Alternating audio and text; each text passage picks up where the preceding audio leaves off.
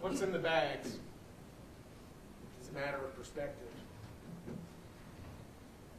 For one person in the courtroom, was contained in Exhibit 138-6, found on the banks of the Tennessee River in Hamilton County, was an inconvenience. Something that needed to be gotten rid of, discarded like a piece of trash. Something that you don't care about. But to other people in the courtroom whom you've heard from today, it's something, not today, but over the course of this week, something to be cherished, something precious, something that you'd be willing to go to the ends of the earth to find and bring home safe. What's in the bag? Jasmine Pace.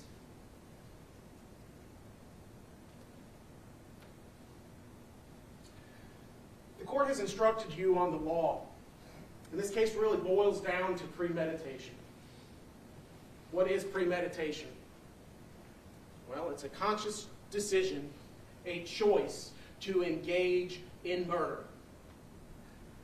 The court told you already that it need not exist for any definite period of time. Not an hour, not a day, not a minute, not even a second. And as we talk about premeditation, I'm showing you what's already been admitted into evidence as Exhibit 129. It's a video, you've seen it, and I think it bears seeing again, but not for the reason that you're thinking. It's 5:59 p.m. on the 23rd of November, 2023. You can see on the screen Mr. Jason Chen wheeling this suitcase towards his Toyota Camry in preparation for driving to Suck Creek Road and dumping Jasmine Pace to sit until found by law enforcement on December the 1st. The video stops here. We've all approached a traffic light. The light has turned yellow. You can see it here. As someone approaches this traffic light, they have a choice. You step on the gas, or you step on the brakes. You consider, what time of day is it? Are there pedestrians? What's the traffic look like? Are you running late? Is there a need to get where you're going quickly? All things that your mind processes in an instant. You make the conscious choice to either hit the brake pedal or to go hammer down. And as we'll see, silver car, when faced with that decision, just like Mr. Chen, accelerated, kept going, didn't stop. I want you to keep that in mind as we start going through the proof. What opportunities did Mr. Chen have during this to take the off-ramp away from violence, away from murder, away from 60 stab wounds? And it's important to know the timeline. How long does it take to choose to kill Miss Jasmine Pace? Mere seconds. Our story starts at 11:27 p.m. when Miss Jasmine Pace leaves her parents' house. You've seen the pictures of it. She drives from her residence to Jason Chen's apartment at 110 Tremont Street. We can see her arriving at 11:42. A minute before, her My Chevy app shows that her ignition turns off in her car. And people asked in the case in chief, who is the person walking towards the door of the apartment? The state's position is that that's Miss Jasmine Pace. The last time she'd ever be seen alive. Then at 2:11 a.m., the defense called a witness whose name is Courtney Paglino Brewer. She was awoken by a scream. It lasted several seconds, she described. She heard footsteps chasing away from the bedroom towards the front door. She heard a female voice that she described as sad but assertive. And the tail end of an argument is what was said. And then she hears the front door slam to Mr. Chen's apartment, not the interior door. She told you she knows what the interior door sounds like. She knows what the front doors to the apartment sound like when they slam shut. And it was the front door to the apartment. She hears sounds of walking, but what's very important is she doesn't hear glass breaking, bottles hitting the floor, nothing. 2:15 a.m., Miss Katrina Pace sends a pin of her last location to her mother. Miss Jasmine Pace sends it to Katrina. Now, there's two options, sure. But circumstantially, we know that it's Jasmine that sent that message, because there's only two options. It's either Miss Jasmine Pace in a cry for help, letting her family know where she is, or it's Mr. Jason Chen using the phone, sending a message to Katrina Pace, Jasmine's mom. For what purpose? To get caught? We know he doesn't want that to happen, based on everything else that we see after. So by process of elimination, it's Jasmine Pace. At 2:31 a.m., Mr. Chen's downstairs neighbor, Courtney Paglino Brewer, hears a television turn on in Mr. Chen's bedroom. At no point does she describe sounds of toilets flushing, person retching on the floor. No, she hears what? Garbage disposal? Washing machine. That's at 3 a.m., about 1 hour after the murder. We next move forward to 4:04 a.m., about 1 3/4 hours, or 1 hour and 45 minutes after the murder. And what starts happening? Jasmine Pace is dead, but her phone starts springing to life. Exhibit 126 shows at 4:04 through 4:28 a series of messages. I ask for you to compare Exhibit 126 to 139. So what? We scroll over. Mr. Chen is now attempting to access Jasmine Pace's bank accounts. How does he know that? Because he's got her bank card right there. He has unfettered access to her property that she brought with her. Phones, driver's licenses, credit cards. Moving forward to 9:52 a.m., now 7 3/4 hours, or 7 hours and 45 minutes after Miss Jasmine Pace was murdered, we get to the Tinder. We get to the Tinder data on Mr. Chen's cell phone. And what does it show? Oops. What's it show? I guess we're dating now. Ask yourselves, is that the mindset of a person who's stricken with grief? Or is it the mindset of somebody who has zero remorse, who does not care, that would take a body, put it in garbage bags, load it into the suitcase, load it into their car, drive it out to the wilderness, and dump it on the side of the road? Which is consistent? Your common sense tells you that it's the latter.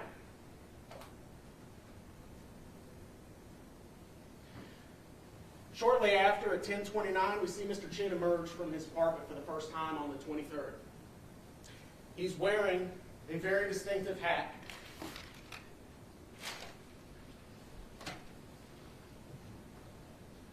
Anything goes. This hat's important. Probably wondering, why would we introduce a hat into evidence? Because, ladies and gentlemen, this is the one article of clothing that through it all never leaves Mr. Chen's person. We can see here on the Arctic video starting at 10:29, Mr. Chen come out of his apartment wearing all black. When he steps into the sunlight, you see the red and white of the Anything Goes hat. See it right there. He then gets into his car, and he goes where? To the Walmart. Curious thing, though, as Mr. Chen rounds the corner of Tremont Street onto Fraser Avenue in the North Shore of Chattanooga, he's by himself. There's no one in the front seat. So what? We can see the Anything Goes hat. We can see Mr. Chen. We can see his car. The so what is that at 10:42 a.m., both his phone and Jasmine Pace's phone arrive at the Red Bank Walmart just a mere minutes away. And what does Mr. Chen do? He goes into the Walmart. We can see him wearing all black in Exhibit 18. Wearing, you guessed it, Anything Goes. Mr. Chen then selects various items while he's shopping in the Walmart, but not before he sends this. Good morning. Slept like baby. Made myself a matcha. In an attempt to create an alibi, he's not there. He's somewhere else. You must ask yourselves, is that a sick joke? Slept like baby? Sent to the person that you just stabbed 60 times? Is that the conduct of somebody who doesn't know what they're doing? They're just frantic? Or is it methodical? Does it show a desire in their mind to try to divert attention away from themselves? He uses a photograph to place him at Starbucks rather than Walmart, where he's buying cleaning supplies, towels, Band-Aids. He checks out at 11 o'clock a.m. and then immediately goes to Suck Creek. The location that Miss Jasmine Pace was ultimately found inside this suitcase being indicated by the red pin with body location in the middle. You can see that he's going to the west and to the south of Suck Creek Road, looking for a good spot. And he found it. He returns home at 12:38, carrying his Walmart bag, wearing his Anything Goes hat, where he stays for several hours and begins the laborious project that is cleaning up the copious amounts of blood that had been spilled in his apartment.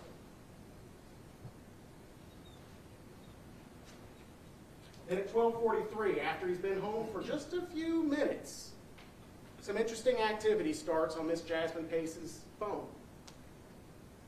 At 12:23, on the 23rd of November at 12:43 p.m.,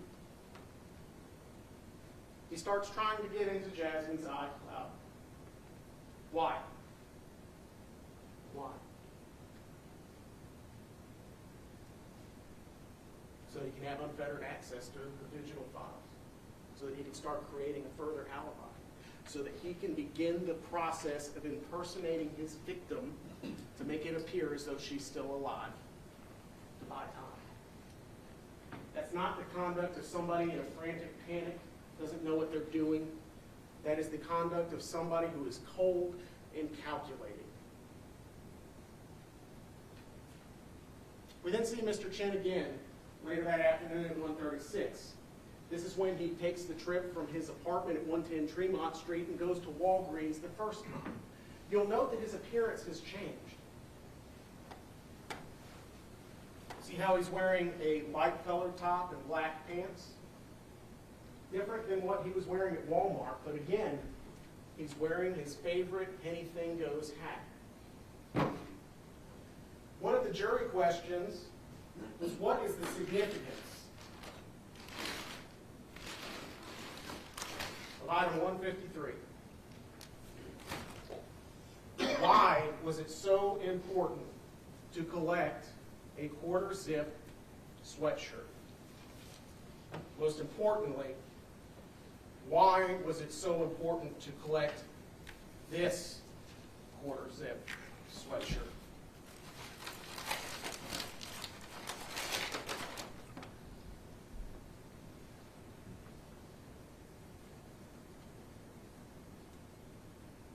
As you'll see here in a little bit, ladies and gentlemen, it's got a very distinct look. Mr. Chen will wear a black shirt under it. You'll see very clear that he continues to wear this, including when he eventually goes to dump the body. That's the reason. I'm going to set this over here next to the anything goes hat.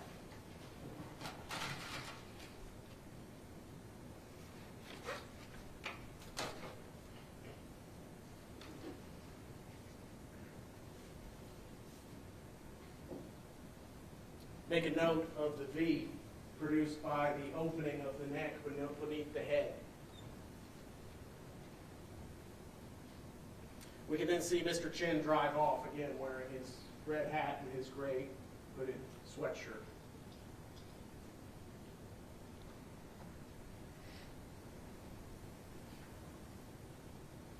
You've seen the videos. Mr. Chen buys what at Walmart, or Walgreens? More cleaning supplies. Isopropyl alcohol.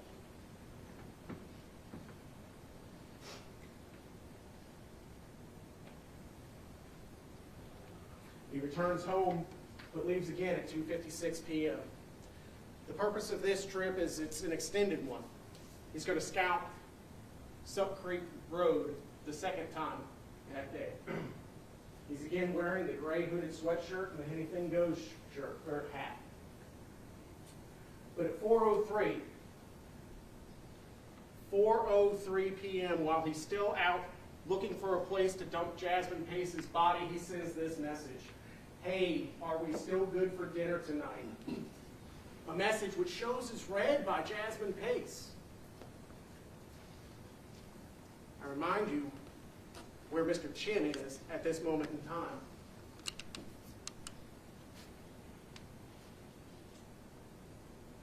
Where the body is found. Again, slept like baby. We still good for tonight? Is that the conduct of somebody who's frantic or someone who's depraved?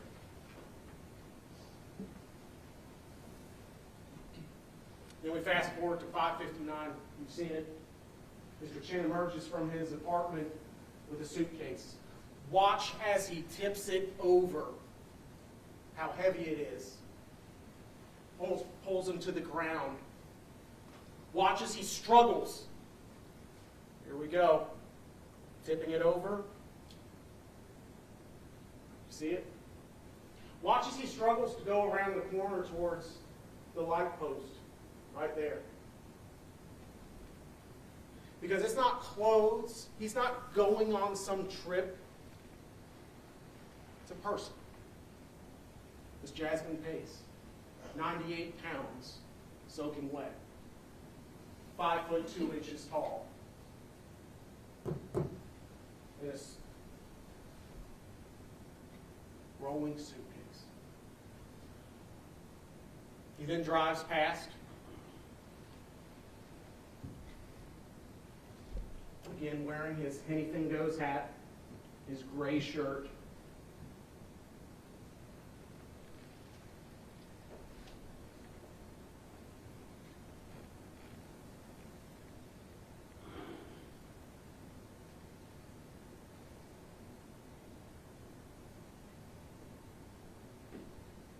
He heads to Suck Creek, disposes of Jasmine Pace, and goes to Walgreens again.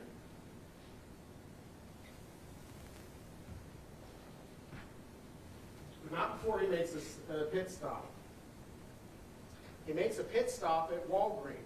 Remember Mark Hamilton, the cell phone forensics expert, when he testified? He said that Jason Chen's indicators were red, Jasmine Pace's were green. Miss Pace, despite actually being on Suck Creek Road in this suitcase in the cold November night, her cell phone in Mr. Chen's possession ends up at Walmart. Why? It reconnects to the network. Why would Mr. Chen do that? Remember that read receipt? He's now turning on strategically his phone and her phone to create instances where it appears as though she's online, but he's nowhere around. His phone goes dark, her phone turns on. Her phone goes dark, his phone turns on. It's manipulation of digital evidence to try to distance himself from the fact that he's disposing of the body. And we know this because at 6:49 p.m., Miss Jasmine Pace's cell phone with the IMEI number disappears. It's off the network. SIM card is out of the phone. The SIM card that's in evidence in 167-2. SIM card which was extracted and shown to belong to Miss Jasmine Pace. The defendant enters the Walgreens, again wearing this gray hoodie, completely zipped down, large V on the neck, with a black shirt under it, white shoes, and his ever-present anything goes hat. He heads home. But he's got a problem. He got rid of the body, but there's another big piece of evidence sitting in the parking lot of his apartment. It's Jasmine Pace's car. So, at 8:26 p.m., he dons a disguise. Think about it. You've now seen his goings and comings at Walgreens, Walmart, the Arctic videos. Does he ever wear a face mask? No. He wears the face mask because he knows where Jasmine's car is located. It's right next to this room. But he knows that that room has a ring camera. You've got all the ring videos and evidence, which predate November the 23rd. You can see him looking at it. He knows it's there. So he's got to hide his appearance.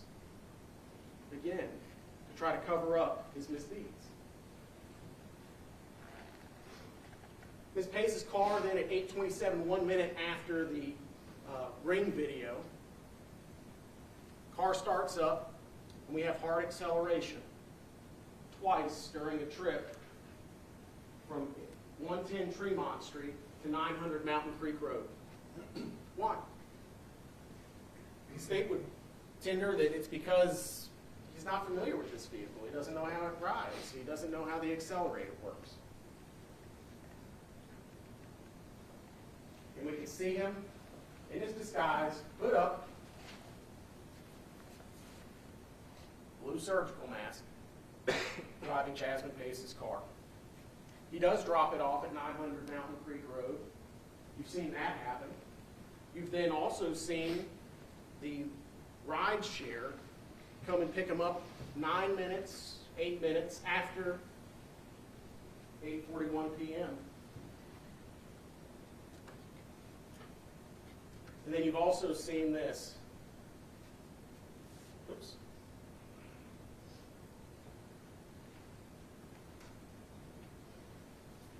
Jason Chen getting out of the car, wearing his plaid shirt over his white hoodie.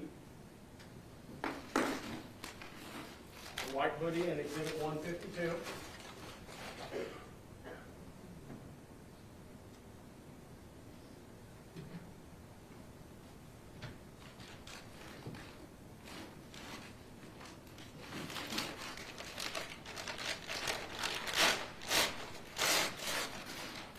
Exhibit 143,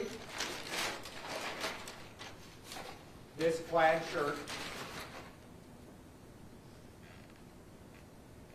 And he goes into his apartment. Now, how might somebody who's upset about what they have done react? How? I can tell you what Mr. Chen did. Less than one day after stabbing a girl 60 times in his apartment, 6 hours after taking a body and throwing it on the side of the road, Mr. Chen says to his buddies, "I'm getting on in like 5 minutes." The entire conversation is there. They're talking about playing video games. It says COD, Call of Duty. After engaging in actual physical violence, he goes online to get some more.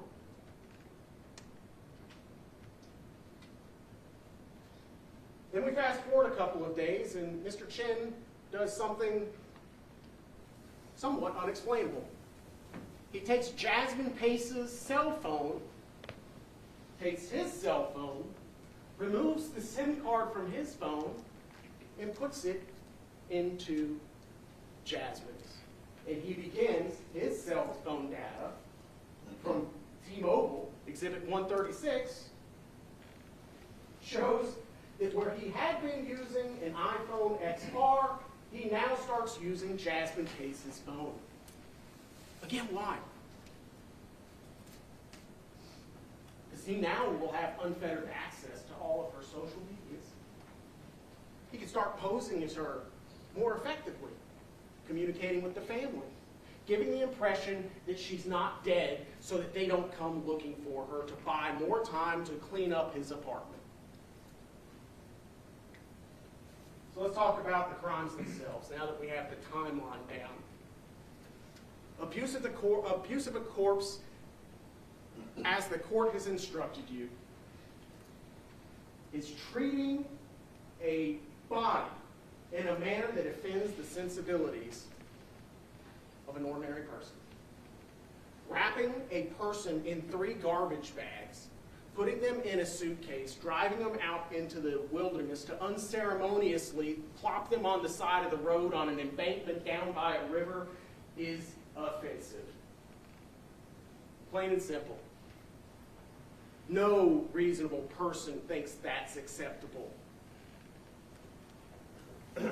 Especially once you know that the family's looking for her. Sure, he dumps the body on the 23rd, but when the family's looking for him, mum's the word. In fact, even after the family breaks into the apartment looking for her, nothing.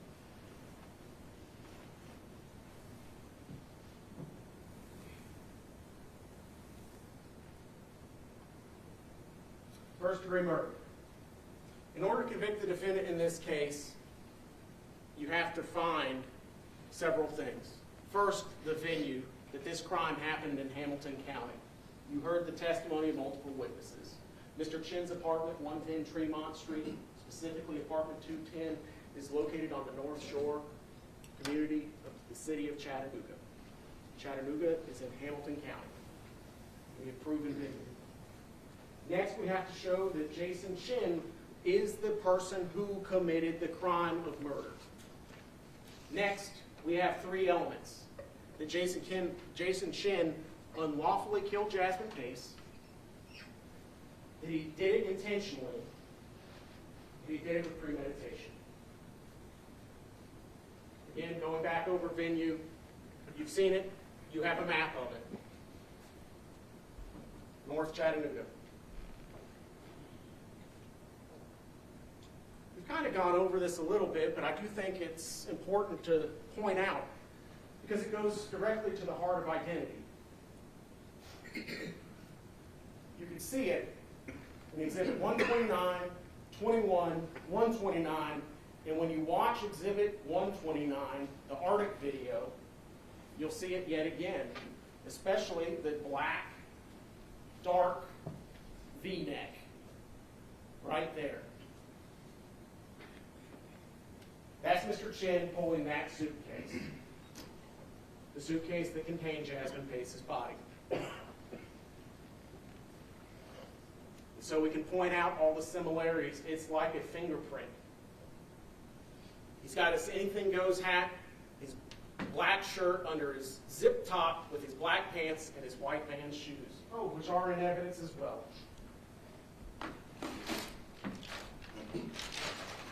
Exhibit 157.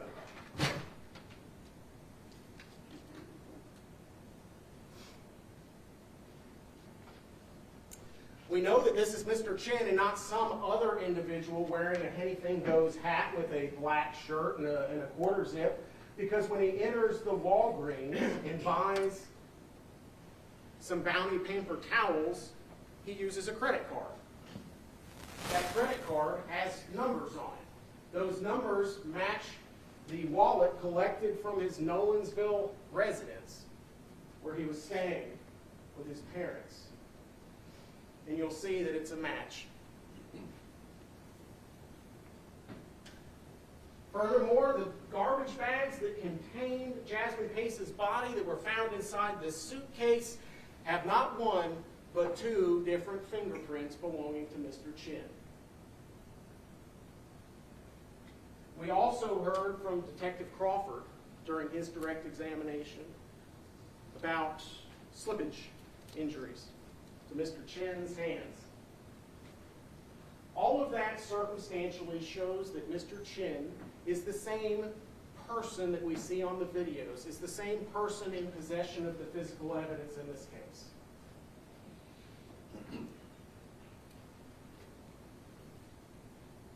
So let's talk about intentional. 60 stab wounds. 60. Not one, not two, not four, not 20, not 30, not 45, 60 individual stab and incised wounds were on Jasmine Pace's body at the time she was examined by the medical examiner's office. That means stab, action 1. Removing, action 2. Each stab in and of itself consists of two distinct movements. The movement plunging the knife blade in and the movement removing the knife blade out. Back in, out 120 times. He had to move his body to be able to inflict the number of injuries that we see on Jasmine Pace's body.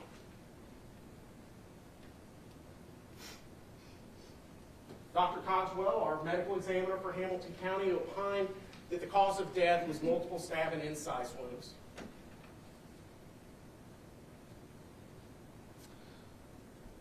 So let's talk more specifically about the premeditation in this case. Using the understanding that we had earlier regarding the example with the traffic light, that it can be formed in an instant, there's evidence of preparation. The number of injuries inflicted upon Ms. Pace, as well as his conduct after the fact, all show that this was not some act of somebody who didn't know what they were doing, but somebody that had a plan, carried it out, and carried it out well.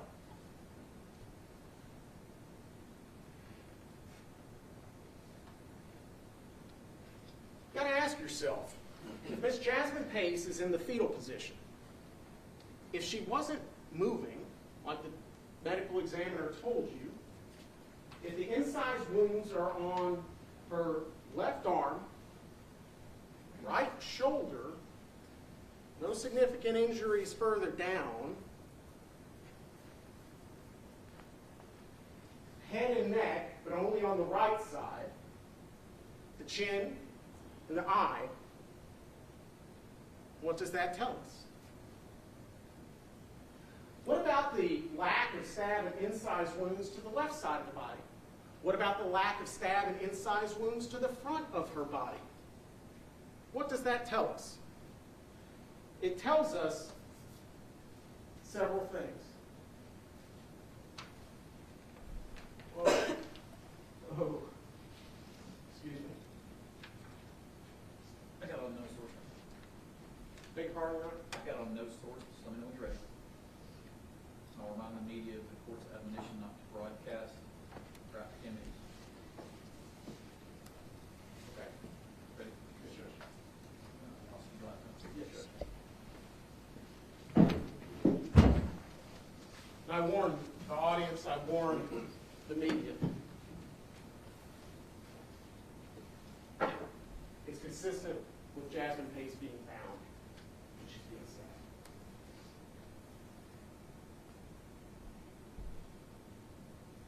If someone were stabbing a person 60 times, we would expect them to try to get away. But what if they can't? What if they can't because their right hand is chained to their right leg, their left leg is chained to their right elbow? Makes it difficult to run. Makes it difficult to do anything. Dr. Cogswell told you that she was stabbed in the fetal position 60 times. We'd also expect that if she's being attacked on the right side of her body, that she might try to defend herself with both hands. There should be injuries on both hands. Instead, what we have are injuries to the left hand, no significant injuries to the right hand. That's consistent with her being in the fetal position with a hand unable to move on the ground.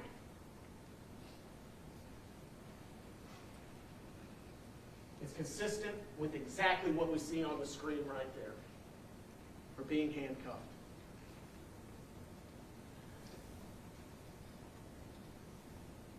We also see additional injuries on Ms. Pace at the time of autopsy.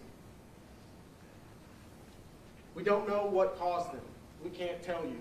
But what they are consistent with, according to Dr. Cogswell, is the application of pressure of some kind of throat, the application of a large force to the rib cage, and some bruising to the nose right next to the right eye.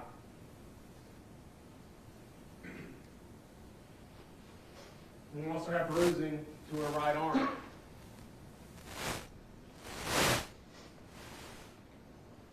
Let's talk about the restraints for a minute. The handcuffs and the shackles. Primary interest are these shackles.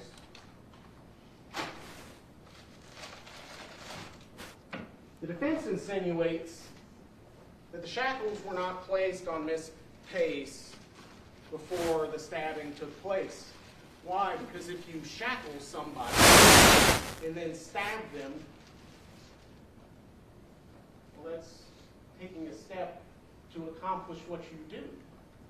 You're confining somebody, you're making it easier to stab, but there's a problem with that. Dr. Cogswell told you that dead people don't move, right? Makes sense. Don't know that it would require a medical expert to say that, but it is a truth.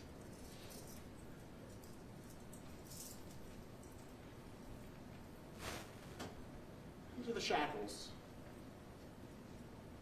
Ankle, arm, connected at the elbow. Why would Jason Chen take the time to apply a set of broken shackles to somebody? He wouldn't. But dead bodies don't move. You know what do move? Somebody that you're trying to stab 60 times. They don't move much if they're shackled. They don't move much if their right hand is handcuffed to the inside of their right ankle. But ask yourselves, why did the handcuffs not break? Well, you get a whole lot of momentum. Your leg and your hand are tied together. can't really kick because you can only go as far with your leg as you can with your arm. But guess what you can do with these shackles? You've got more length to work with to build up momentum and snap the chain. Not enough for Miss Pace to get away. No. Not enough for her to get away. She had 2 sets of restraints keeping her right arm down there so she couldn't fight back with her right hand. Only with her left.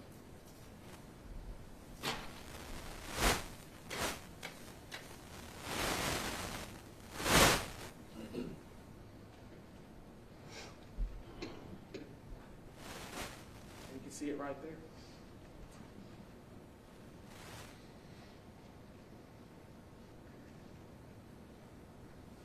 It's broken because Jasmine takes them off back.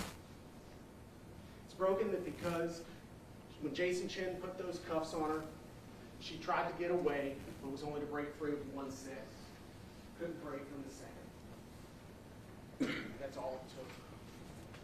It's all it took to keep her in one place so that he could inflict a total of 60 stab and incised wounds on her little body. That's all it took. Having her in the fetal position with 1 arm chained to her right leg on the inside. And let's think about it. Why on the inside? Why not the outside? If it is, as the defense would have you believe, that Jasmine Pace was cuffed up while she was dead, right? Why on earth would they apply 1 shackle to the elbow and the other one to the left leg? She's not moving. She's not going anywhere. You'd make it so that it matches, right? You want her to be in as tight of a package as possible to fit into this teeny little suitcase that's not designed to hold a person. She's not moving.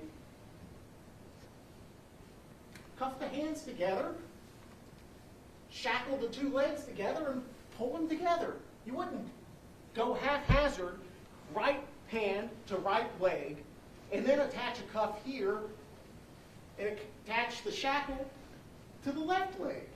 That's indicative of she doesn't want to be shackled. He's just slapping the shackles on whatever he can find, whatever he can get his hands on.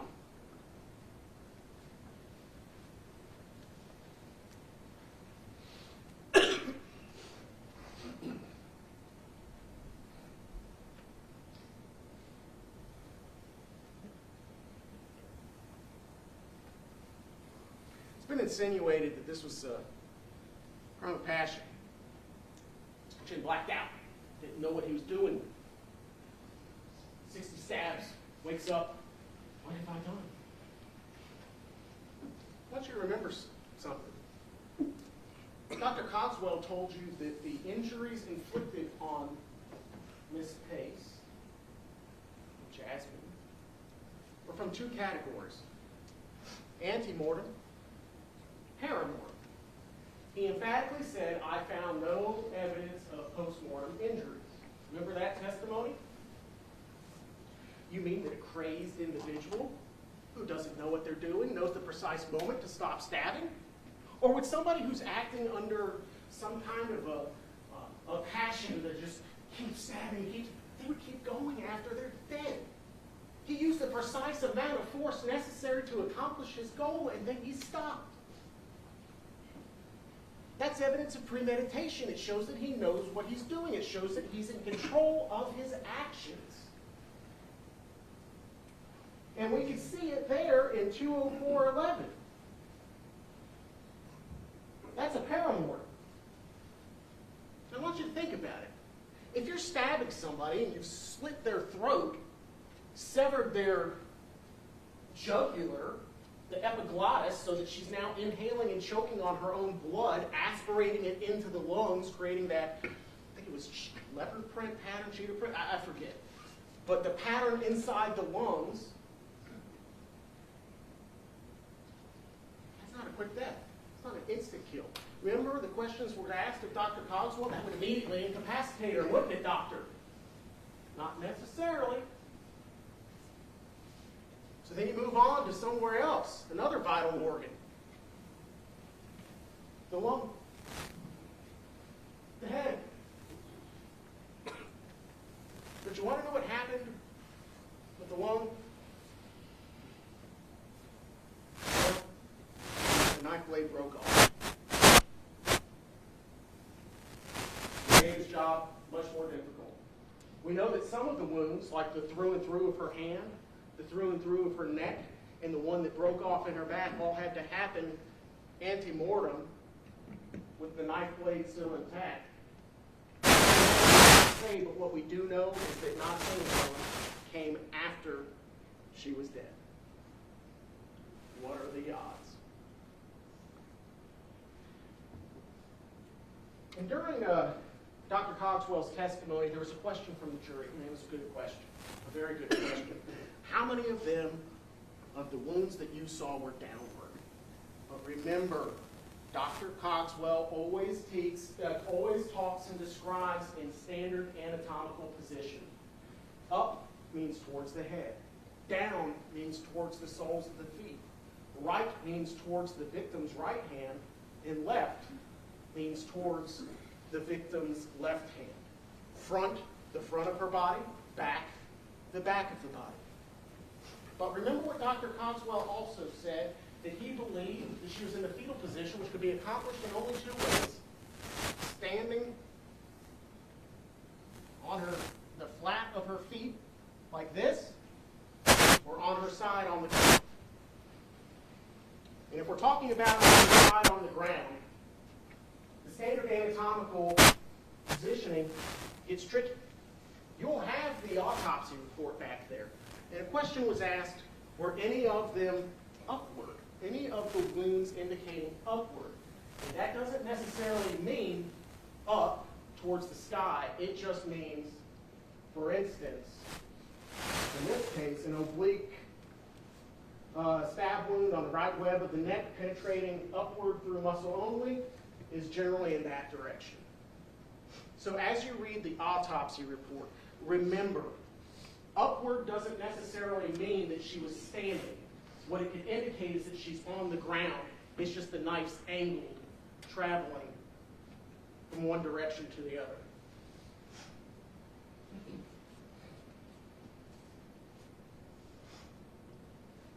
Now, we've already talked about this, but after he stabs Miss Jasmine Pace, after he disposes of her body, he's disguising his appearance. That's a higher level function of Mr. Chen's brain. He is thinking about, I don't want to get caught, so what can I do to avoid detection? He's got to clean his apartment, which he's already started doing, but how can I not be recognized when I'm going out disposing of various pieces of evidence? So he disguises himself.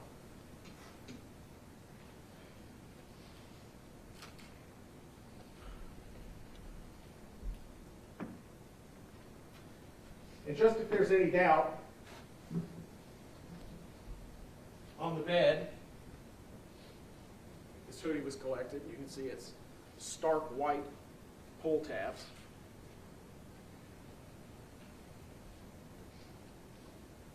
And this shirt. And when you watch the video frame by frame, you can see the pattern. And it's a match. Being left in the crime scene.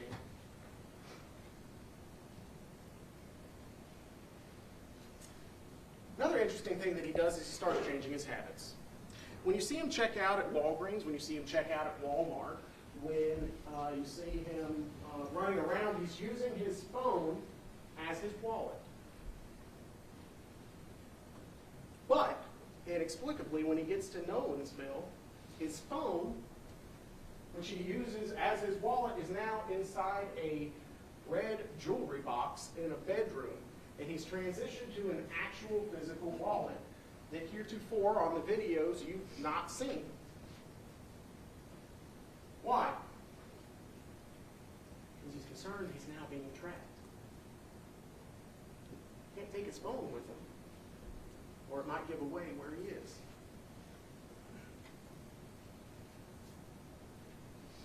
And he stages the scene. We know he stages the scene based upon the physical evidence. The giant saturation stain on the left side of the bed, on the north wall of the bedroom.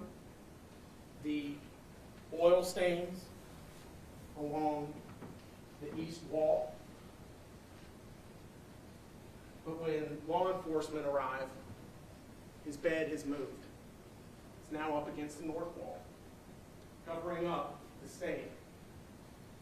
But don't forget, Exhibit 72, crime scene photograph, shows indentations in the carpet consistent with an item having been recently moved. What item? Well, there's a nightstand that's the same general shape in the corner next to the bed.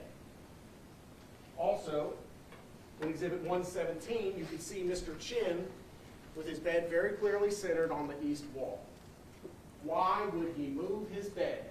To cover up the large blood stain on the carpet, where Miss Jasmine Pace, to quote Dr. Cogswell, leaked.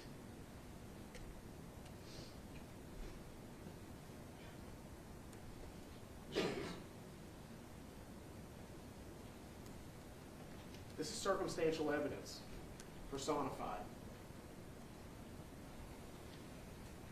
Do you see the black stain on the right side of the left shoe? It's right there. Go through the crime scene photos. He likes some Vans. It's a pink pair, got another white pair in boxes. Where's the rest of the knife? Never been found. We don't know where it is because Mr. Jason Chen, after stabbing Jasmine Pace, disposed of that too. And obviously we've already talked about this, the body. We've also talked about the manipulation of digital evidence.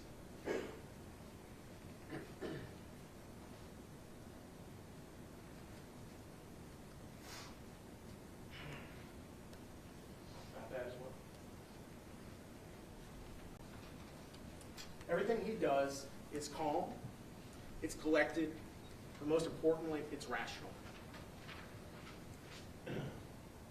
Everything he does is to a point, and that's to escape capture. Everything he does leading up to the attack by shackling and restraining Jasmine Pace is to make it easier to accomplish the act itself. That is premeditation. It doesn't matter that he didn't have it written down on some sheet of paper. Today will be the day that I kill Jasmine Pace. All that matters is he took steps to commit the murder. He committed the murder. And during the commission of the murder, you mean to tell me that during any one of those 60 stabs, he never once thought I should stop? No. Like the car approaching the yellow light, it was hammer down. Keep going. Don't stop. The defense's theory is that this all happened in the bedroom. This was been insinuated. They're expert. Something big happened in the bedroom. The defense postulates that the blood in the bathroom is because Mr. Chen crawled on the floor and took his shirt off. That's how the blood got there. Remember that question being postulated to the defense expert? It's possible. Is it reasonable? We'll talk about it. Their own expert described the collection of evidence as he was testifying on direct examination yesterday. CPD, crime scene, did a good job collecting things with the knowledge that they had going on. Their own expert said that. I didn't ask that question. He just offered it to you. That was his opinion, unsolicited.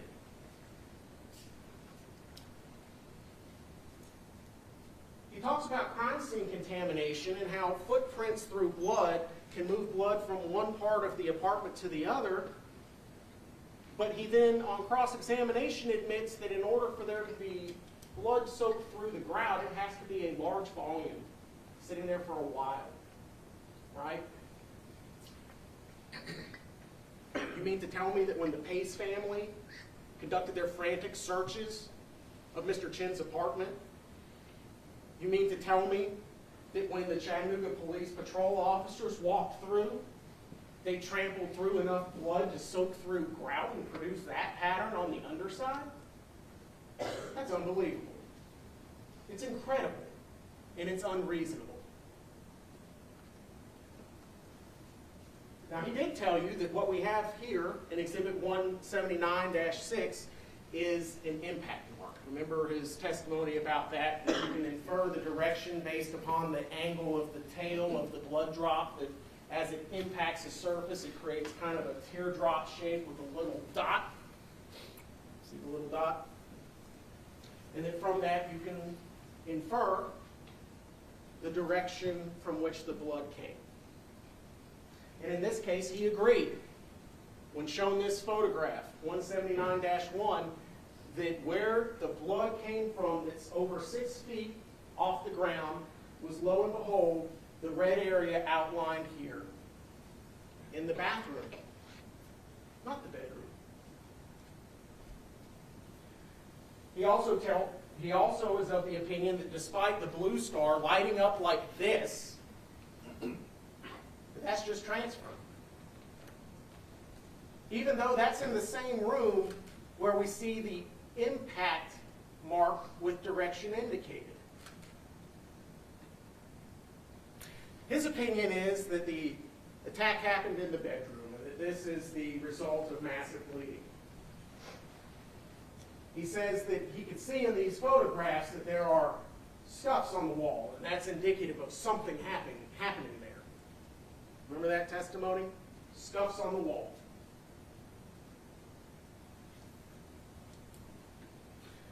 He tells you that he can't see drag marks, but he did recognize a blood trail going from the bathroom past number 6 under the bed to the large saturation stain that we saw in the preceding photograph. He also tells you that he could see in his photo what he believes to be 3 fingers. I don't know about your fingers, but when we put that picture up on the projector, I ask you to agree fingers aren't in a straight line. How perfectly straight were those lines of the fingers? I ask, isn't it possible that it was the folding of the sheet over on top of each other and a transfer in that manner, not a fingerprint? He couldn't say. In light of all of that, counsel asks, would that blood have been transferred by Jason? I don't see how it would have. Remember, he was asked about the attack and would that have created a large volume of blood, a large amount of blood? And he said, yes, it would have gotten everywhere. Jason's arms, his chest, his shirt, even the back of his head. Well, if that's the case, remember what Dr. Cogswell said when he was describing the position of Jasmine Pace's body on the large carpet. He said that her head, when we had it splayed out here on the floor, and remember the 2 straight corners, north wall, east wall, north wall, east wall, okay? Head was here, posterior, buttocks here, legs tucked up. Remember that explanation? If that's the case, well, that's not much room in which to stab someone 60 times, is it? It's also curious.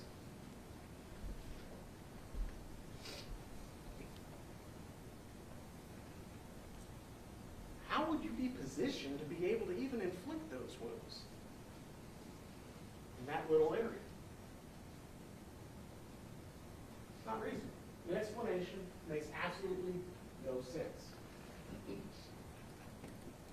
I mean, don't forget, it's an attack that literally broke the knife blade off. A violent attack, creating blood that would have covered both the victim and Chen.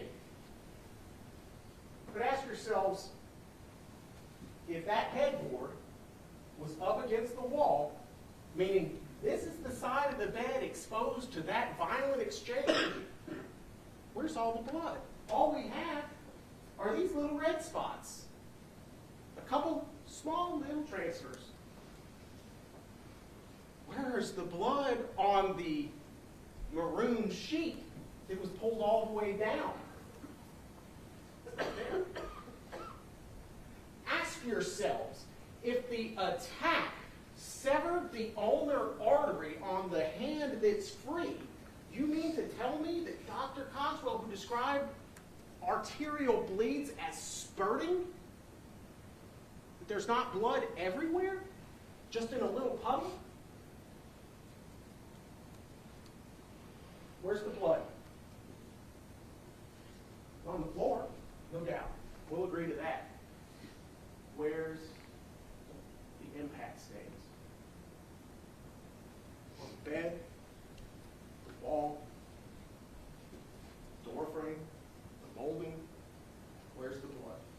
Dr. Cogswell told you in his testimony, follow the blood. And it just doesn't follow.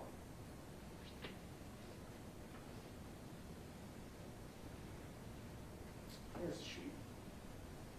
If Mr. Jasmine Pace was stabbed 60 times within a foot or so of this bed and that sheet,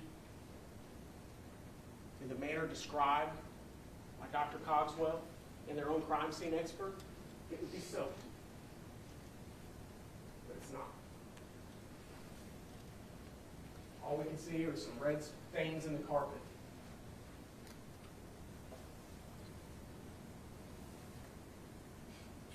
Rather, ladies and gentlemen, the proof in this case, the scientific proof, even the testimony of the defense's own witness, Mr. Lawrence, establishes that the more violent, aggressive, physically impressive acts occurred in this room, the bathroom. In that area right there.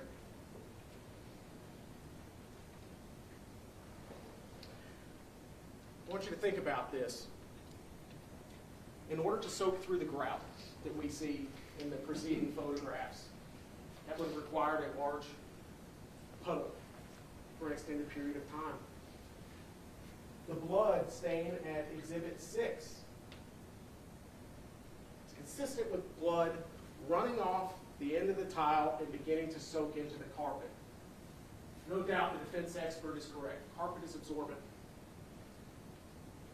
And it started wicking the blood off of the tile floor before Mr. Chen had an opportunity to soak it up. Whose blood? TBI tested it. It's Jasmine Pace's blood. Jasmine Pace's blood found on the threshold in the transition from the bedroom to the bathroom.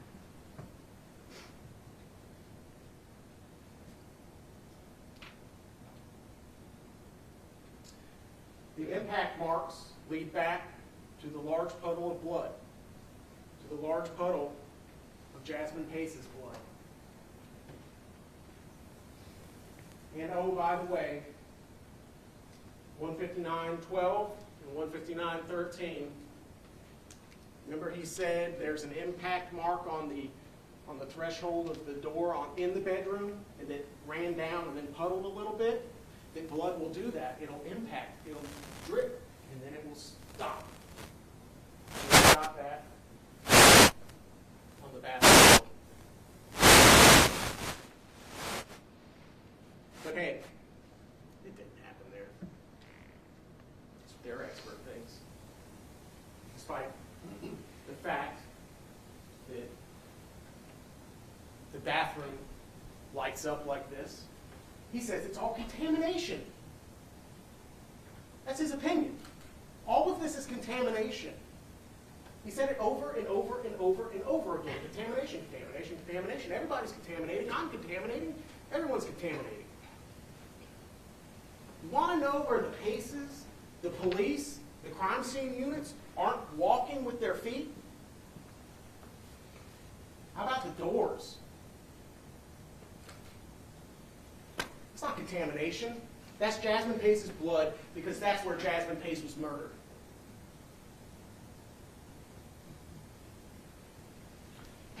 Further proof of a cleanup as if you need it.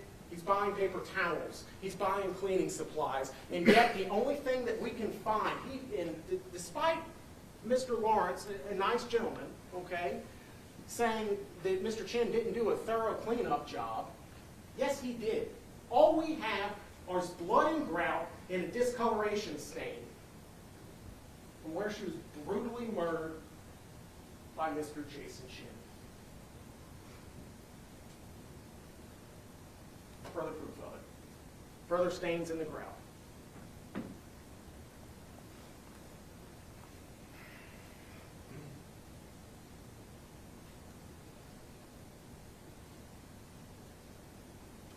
Let's talk about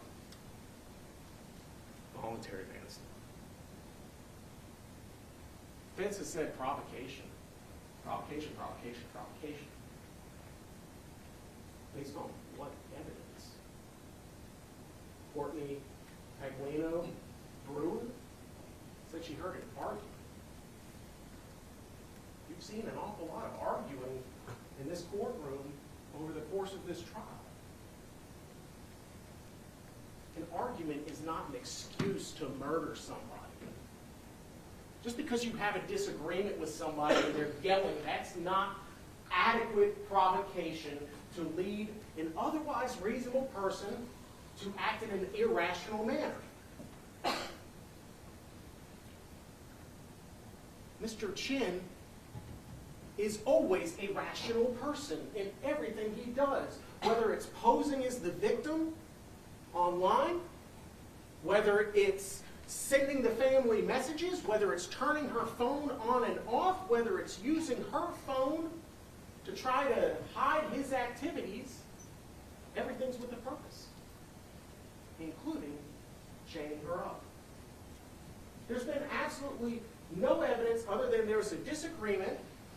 She sounded sad. The female voice sounded sad but assertive. And she screamed.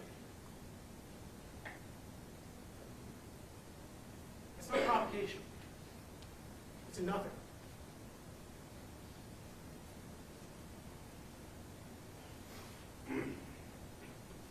She's not there. What would cause a reasonable person to act unreasonable? It was posited earlier that it was a wine glass. Where Ms. Brewer didn't hear crashing. She didn't hear breaking. All she heard was running away from the back of the apartment towards the front. Is that consistent with the story that we were told earlier? No, it's not.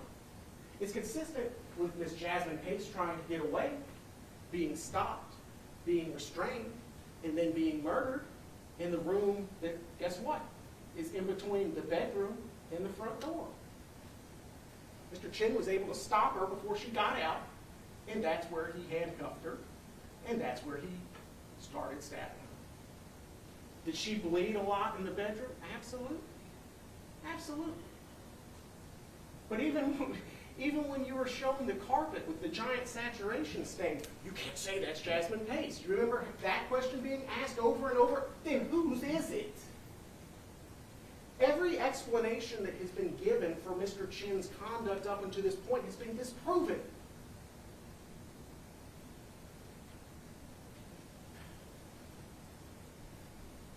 Remember, don't forget, ding ding. Ding ding.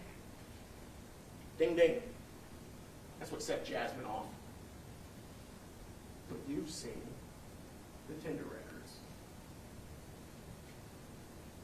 It's not there.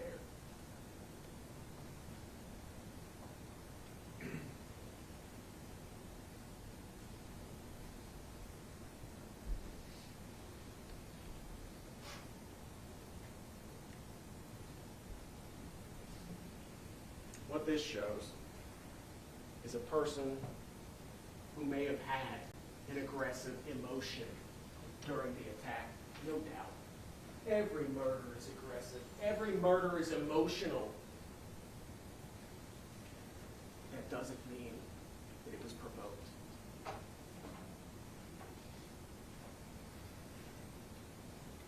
Ladies and gentlemen, Mr. Chen unlawfully killed Ms. Pace. He acted intentionally. The number of wounds, his restraining the victim before the attack, his conduct after all shows calm reflection on the task at hand. And that's why he's guilty of first-degree murder.